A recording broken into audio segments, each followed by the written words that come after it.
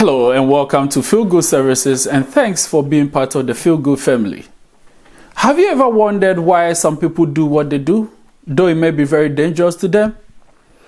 Have you ever wondered why some people will harm themselves, though it hurts? Have you ever heard about borderline personality disorder before? That is what today we're going to talk about. And this topic gets more interesting the more we talk about it, because these are the certain ones that people don't pay attention to and do not think they are mental health conditions for the average person. Hence, I love discussing these ones. So let's get into borderline personality disorder. These individuals have frantic efforts to avoid real or imagined abandonment. They also have patterns of unstable, intense interpersonal relationship. They have identity disturbances.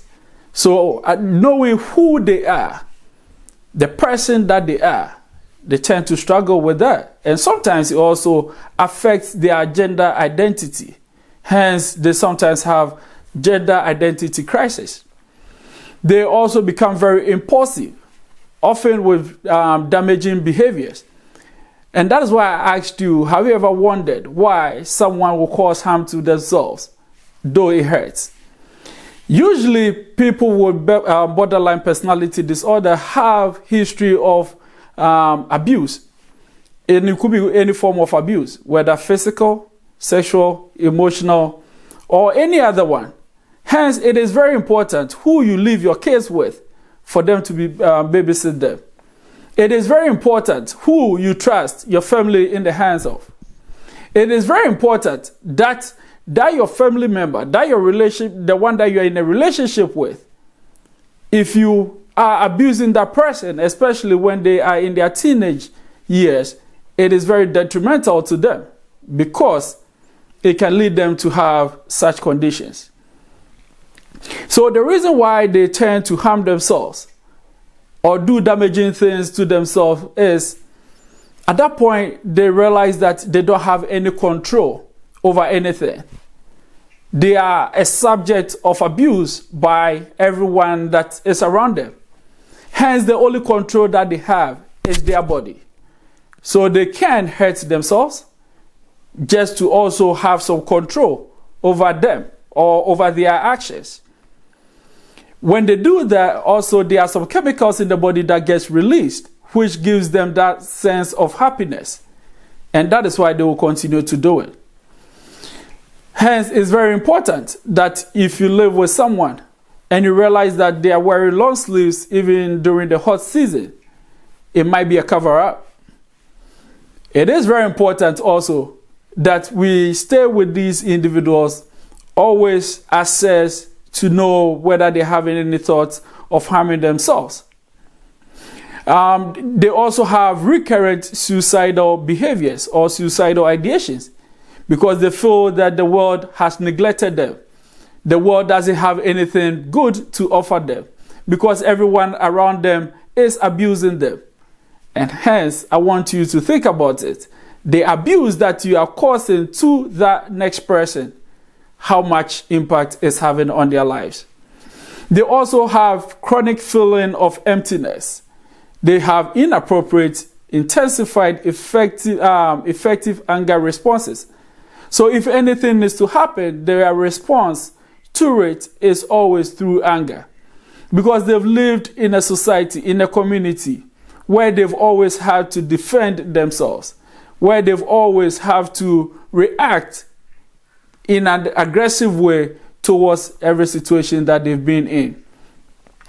They also become sometimes psychotic, or they have paranoia, and then sometimes also disassociation from their environment, from their loved ones, or from themselves even sometimes. They also sometimes cannot stand being lonely, hence they always want to seek the approval of someone.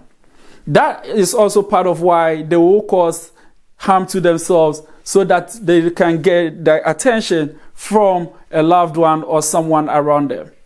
So these individuals also are very these individuals are also people that can easily split in friends, families, loved ones. So if you have a kid with bipolar personality disorder, they will always be splitting the dad and the mom. They'll go to the mom for one and then come to the dad and say another story. So they'll always cause a confusion between two or more individuals while they remain in the middle, seeking attention from either side. So they do all of this just to be able to, one, get the attention, and two, feel some sense of belonging and power, and then also to get some excitement in it. So people with borderline personality disorders, it's very important that we set limits, very strict, strong limits, and all parties have to be on board. So if you are the parents, if you are the siblings, or in a psych setting, if you are the staff, all of you have to be on board with whatever direction you're providing for the patient or for that loved one. If not, he's going to go tell the brother one thing, go tell the sister another thing, so that he or she can have their way both ways. For treatment purposes, they do well in the hospital setting because there are more structure that they have to follow.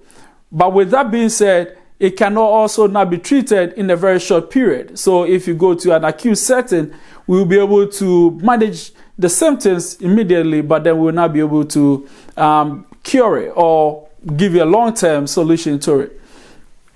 The other thing also is for us to be very mindful not to be feed into their behavior. But with that one, I say with caution, because please do not neglect the cry of anyone with mental health condition or anybody at all. And why I say with caution is, if someone is telling you that they're suicidal, do not just think that they are making it up just for attention. If someone says that they're going to hurt themselves, please do not just conclude that they're seeking attention, because you don't know when they're going to act on it. Hence, it's very important that you do not feed into the behavior, but you also do not neglect them. They need recognition. They want to be recognized. Therefore, please give them just the amount of recognition that is needed, but not to also feed into the behavior of that individual. Help them improve their interpersonal skills. Advise them. Use stories. Use examples. Teach them how to do things right. Teach them how to ask for something. Teach them and guide them on how they should be going about activities or about getting something. But please, let's not feed into the behavior, but let us also not ignore the behavior.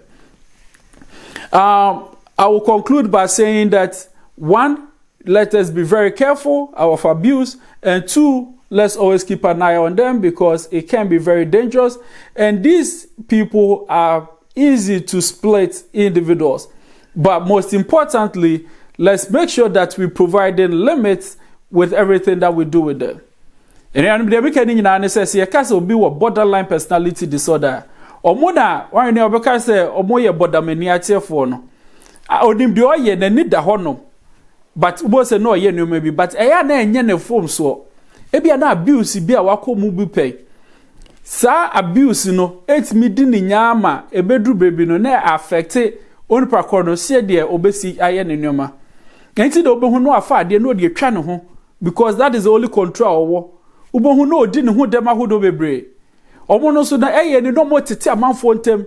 Enti de se wo adamfo bi no so otesa. Wo se tem bia no na otete wo na nanfofo ni ntem. Wo te wono ma won te ase. Enti the start topic we say the mere bia no personality disorders in general no make ho asema eya na emani JP, because eno na eya na yen time for ye ni enko hono.